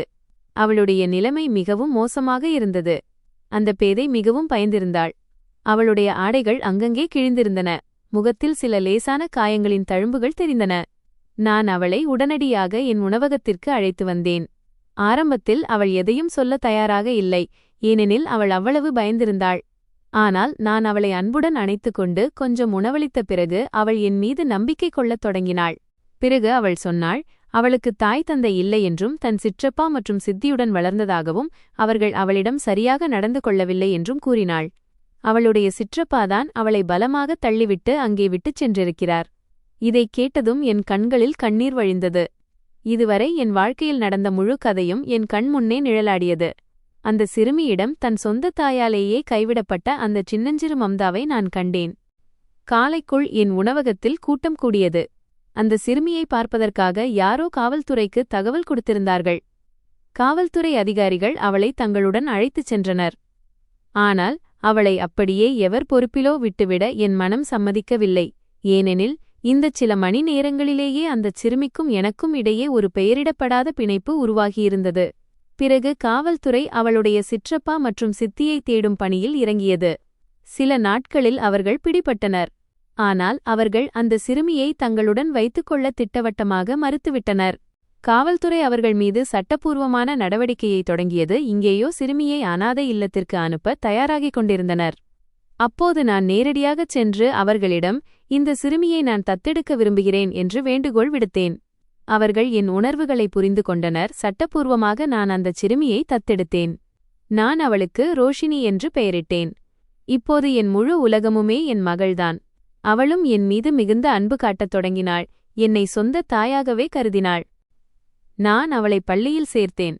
அவளை நன்றாக படிக்க வைக்க வேண்டும் என்று விரும்பினேன். அக்கம் பக்கத்து மக்களுக்கும் இதைப் பற்றி தெரியும். அவர்கள் என்னை பெரிதும் பாராட்டினார்கள். ஒரு நாள் என் உணவகத்திற்கு தொடர்ந்து வரும் வாடிக்கையாளர்களில் ஒரு முதியவர் வந்தார். அவர் எனக்கு ஒரு ஆலோசனையை வழங்கினார். நான் இப்போது இந்த தொழிலை பெரிய அளவில் மாற்ற வேண்டும் என்று சொன்னார். ஒரு உணவகத்திற்கு தாபா பதிலாக ஒரு ஹோட்டலை நடத்த வேண்டும் என்றார். ஏனெனில் என் கைமணத்தில் ஒரு வித்தை இருக்கிறது என்றார். நான் அவரிடம் சொன்னேன், இப்போது என்னிடம் பணமும் இல்லை, அவ்வளவு துணிச்சலும் இல்லை. என்னால் தனியாக இதையெல்லாம் செய்ய முடியும் என்று எனக்கு தோன்றவில்லை என்றேன். அவர் என்னிடம் சொன்னார், மம்தா, நீ உண்மையிலேயே உன் மகளுக்கு ஒரு சிறந்த கல்வித்தரத்தை கொடுக்க விரும்பினால் நீ பெரிய அளவில் எதையாவது செய்தாக வேண்டும் மகளே. ஏனெனில் இது விலைவாசி காலம். நீ இதைப் பற்றி சிந்திக்கும்போதுதான் பணத்தை சேமிக்கவும் தொடங்குவாய். உன்னை ஏன் பலவீனமானவள் என்று நினைக்கிறாய்? நீ ஒரு அனாதைச் சிறுமியின் வாழ்வை சீரமைத்திருக்கிறாய். உன்னைவிட துணிச்சலான ஒரு பெண் வேறெங்கும் இருக்க முடியாது. அவருடைய இந்த வார்த்தைகள் எனக்கு ஊக்கமளித்தன. பிறகு நான் அந்த திசையில் சிந்திக்கத் தொடங்கினேன். சில வருட உழைப்பிற்கு பிறகு என்னிடம் நல்ல அளவில் பணம் சேர்ந்திருந்தது. பிறகு நான் ஒரு சிறிய ஹோட்டலை தொடங்கினேன். இன்று நான் ஒரு ஹோட்டலின் உரிமையாளர். உண்மையிலேயே அனைத்தையும் மிகச் சிறப்பாக நிர்வகித்து வந்தேன். இன்று என் மகளின் பிறந்த நாள். ஏனெனில் அன்றைய தினம்தான் அவள் எனக்கு கிடைத்தாள். அதனால் நான் என் ஹோட்டல் ஊழியர்களுடன் சேர்ந்து அவளுடைய பிறந்த நாளை கொண்டாடிக் கொண்டிருந்தேன். அப்போது வெளியே யாரோ வாக்குவாதம் செய்யும் சத்தம் கேட்டது. நான் சென்று பார்த்தபோது என் ஹோட்டலில் பணிபுரியும் ஒரு ஊழியர் தேவையிலுள்ள ஒரு வயதான மூதாட்டியை அங்கிருந்து அகற்ற முயன்று கொண்டிருந்தார். அவர் அப்படி செய்வதைக் கண்டு நான் தடுத்து நிறுத்தினேன். அவரிடம், இவருக்கு உணவு கொண்டு வா என்று சொன்னேன். அவர் உள்ளே சென்றார். அந்த மூதாட்டி என் கால்களில் விழுந்து அழத் தொடங்கினார். அவருடைய நிலைமை மிகவும் மோசமாக இருந்தது. அவர் ஏதோ ஒரு நோயால் பாதிக்கப்பட்டிருப்பது போல் தெரிந்தது. எனக்கு அவர் மீது பரிதாபம் ஏற்பட்டது. ஆனால் அவர் தன் முகத்தை நிமிர்த்தி பார்த்தபோது நான் திகைத்துப் போனேன். ஏனெனில் அவர் என் தாய். தன் சுயநலத்திற்காக என்னை கைவிட்ட அதே தாய். அவரும் என்னை அடையாளம் கண்டு கொண்டார். இன்று நான் இவ்வளவு நல்ல நிலையில் இருப்பதைக் கண்டு அவர் ஆச்சரியப்பட்டார். இன்று நான் ஒரு ஹோட்டலின் உரிமையாளர் என்று தெரிந்ததும் அவர் என்னை தன்னுடனேயே வைத்துக் கொள்ளும்படி கெஞ்சத் தொடங்கினார். ஆனால் நான் திட்டவட்டமாக மறுத்துவிட்டேன். நான் சொன்னேன், நீங்கள் யாரிடம் அதிக நம்பிக்கை வைத்திருந்தீர்களோ அந்த உங்கள் கணவரிடமே செல்லுங்கள். இதைக் கேட்டதும் அவர் அழத் தொடங்கினார். சொன்னார், நான் இளமையாகவும் ஆரோக்கியமாகவும் இருந்தவரை என் கணவர் என்னை மிகவும் நேசித்தார். ஆனால் நான் வயதாகத் தொடங்கியபோது அவர் தன் மகன்களின் பேச்சைக் கேட்டு என்னை வீட்டை விட்டு வெளியேற்றிவிட்டார். பிறகு எனக்கு இந்த நோய் ஏற்பட்டது. ஒருவேளை உனக்கு நான் செய்த துரோகத்திற்கு என் கர்மா தரும் தண்டனைதான் இது. நான் நினைத்திருந்தால் அவர்களை என்னுடன் வைத்திருக்க முடியும். ஆனால் மனிதர்களின் சுபாவம் அவ்வளவு எளிதாக மாறிவிடாது என்பதை நான் இதுவரை கற்றுக்கொண்ட பாடங்களிலிருந்து உணர்ந்தேன். அதனால்தான் இந்த பெண்ணை என்னால் மீண்டும் நம்ப முடியவில்லை. இவர் என் பெற்ற தாயாக இருந்தும் எனக்கே உண்மையாக இல்லாதபோது என் மகளுக்கு எப்படி உண்மையாக இருப்பார்? இந்த காரணத்தினால் நான் அவர்களை ஒரு முதியோர் இல்லத்தில் சேர்த்தேன். ஒவ்வொரு மாதமும் அங்கு சென்று அவர்களுக்கான செலவுகளையும் கொடுத்து வருகிறேன். சொல்லுங்கள் நண்பர்களே, உங்களுக்கு என்ன தோன்றுகிறது? நான் செய்தது சரிதானா? நீங்கள் என் இடத்தில் இருந்திருந்தால் என்ன செய்திருப்பீர்கள்? உங்கள் கருத்தை கமெண்டில் சொல்லுங்கள். நண்பர்களே, நீங்கள் எந்த ஊரிலிருந்து இந்த கதையை கேட்டுக்கொண்டிருக்கிறீர்கள்? இந்த கதை உங்களுக்கு பிடித்திருந்தால் தயவுசெய்து கமெண்ட் செய்து சொல்லுங்கள். இந்த வீடியோவை லைக் செய்யுங்கள், ஷேர் செய்யுங்கள் மற்றும் ஹைப்பாக மாற்ற உதவுங்கள். அத்துடன் சேனலை சப்ஸ்கிரைப் செய்ய மறக்காதீர்கள். என்னுடைய இந்த உழைப்பு உங்களுக்கு பிடித்திருந்தால் எனக்கு சூப்பர் தேங்க்ஸ் அளிப்பதன் மூலம் உங்கள் அன்பையும் ஆதரவையும் காட்டுங்கள். அப்போதுதான் இது போன்ற சிறப்பான கதைகளை என்னால் தொடர்ந்து கொண்டு வர முடியும். இந்த கதையின் வாயிலாக எங்களின் நோக்கம் பொழுதுபோக்கு மற்றும் சமூக விழிப்புணர்வை ஏற்படுத்துவது மட்டுமே. நாங்கள் எந்தவிதமான மூடநம்பிக்கை, செய்வினை, பில்லிசூனியம் அல்லது வன்முறையை ஒருபோதும் ஆதரிக்கவில்லை. உங்கள் அருகில் இதுபோன்ற ஏதேனும் பிரச்சனைகள் இருந்தால் எப்போதும் சட்டப்பூர்வமான மற்றும் சரியான உதவியை பெறுங்கள். எந்தவிதமான மூடநம்பிக்கைகளையும் நம்பாதீர்கள். நன்றி.